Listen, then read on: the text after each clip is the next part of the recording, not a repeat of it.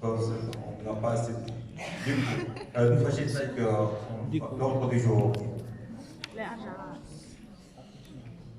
En présentation technique, disons, on va parler un peu des anciens systèmes, c'est quoi Tiger, la valeur ajoutée de Tiger, un overview sur 2019 et la stratégie de release et l'ingénieur project pour 2020.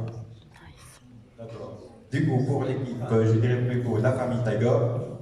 Nous avons notre expert d'automatisation Amina, Fatma, l'expert pour les présentations, Mohamed Amin, notre petit soldat qui est en train de mener les combats pour le ski Mango, Sausan, elle parcourt plusieurs streams, c'est l'alchimiste, Fatma, l'artiste de l'équipe, Abdelkader, les détectives et le capitaine. Voilà. Nice. Ouais. Pour les anciens systèmes, pourquoi il y a eu une demande de Tiger?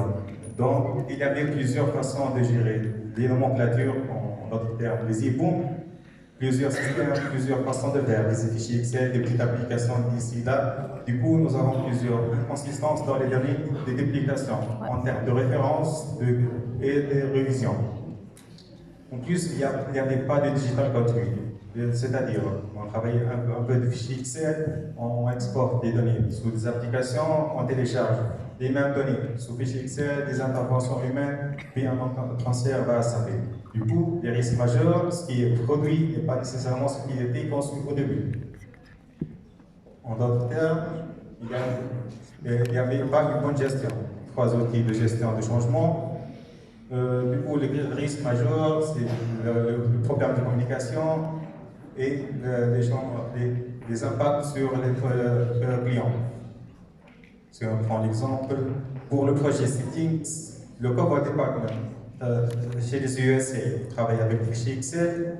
Le même projet au niveau Allemagne, c'est à travers avec l'application Helios. Du coup, il y a un manque de vision et de suivi. Du coup, vient l'idée du projet Tiger.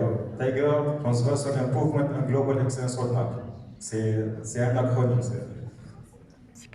Donc, PLM Tiger, c'est une application, Product Lifecycle Management, c'est une application dans laquelle on trouve une gestion des reports, de génération de rapports, de gestion de documentation, de la nomenclature, une interface immersive pour tout ce qui est outils, conception 3D, en l'occurrence NX, Creo, SolidWorks, Katia. En plus, il y avait des gestions de nomenclature, du manufacturing aussi. Il y a aussi des modules de gestion de matière, c'est-à-dire peinture, vernis, matière de production. Et en transversal pour ces outils, il y a le processus de gestion de changement. Parmi les apports majeurs de Tiger, c'est permettre d'effectuer des révisions sur l'application, sans passer par les outils de conception. La consolidation de toutes les données dans une seule application et réduire les entrées manuelles dans SAP. On parle de patrimoine actuel. On comptabilise actuellement en environnement 1100 test kits. Pour chaque campagne de non-régression. Le nombre ne cessera d'augmenter. Nous avons une reprise du stream diversity, la gestion des variantes. En plus, le PCM, on estime une augmentation de l'environ 20%. Du coup, le patrimoine sera 1300 d'ici un mois, 2 mois. D'accord. Du coup, sur 2019, nous avons fait 22 campagnes de tests, dont 10 campagnes de tests de non-régression. Nous avons accumulé 660 jours travaillés. Sachant bien que 2019, ça a été l'année du turnover de l'équipe. Notons que nous avons 2 postes ouverts pour des contrats alternance, post-automatisation.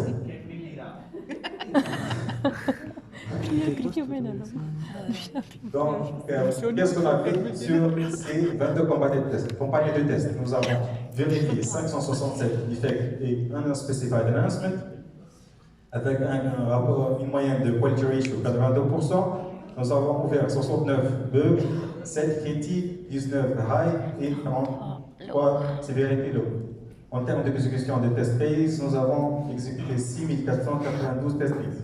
avec le même ratio de quality ratio. Pour 2020, on va travailler nécessairement sur l'analyse 2.1. À partir de fin février, nous avons un sprint chaque 3 semaines. Du coup, à partir de fin février jusqu'à fin octobre, chaque 3 semaines, une nouvelle release. 7 sprints avec le 7e sprint de Rodrix. Les bonnes nouvelles, c'est pas aussi clair que ça. Les bonnes nouvelles, il y a le rollout FAS qui commence à le 3e trimestre 2020 et ça va continuer jusqu'à le dernier trimestre 2022. De même chose pour FIS.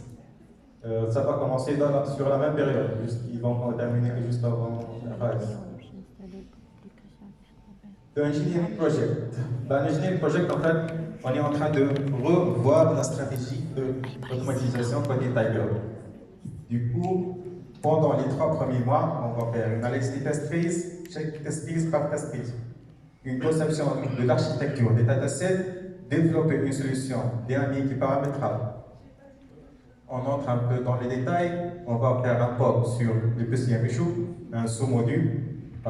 Pourquoi le PCM issue? Parce que ça touche les différents items qu'on trouve dans l'application. Donc, on va développer des scripts de génération de datasets, définir et intégrer des paramétrages de test case parce que la demande a été faite par plusieurs stakeholders. Dans le sens, l'équipe intégration veut profiter de ces scripts. Même l'équipe Accenture, il y avait même les clients, on prend les demandes. Après la partie POC, c'est la documentation, tout ce qui est gestion des objets repository, test case, ancien test case ou nouveau test case.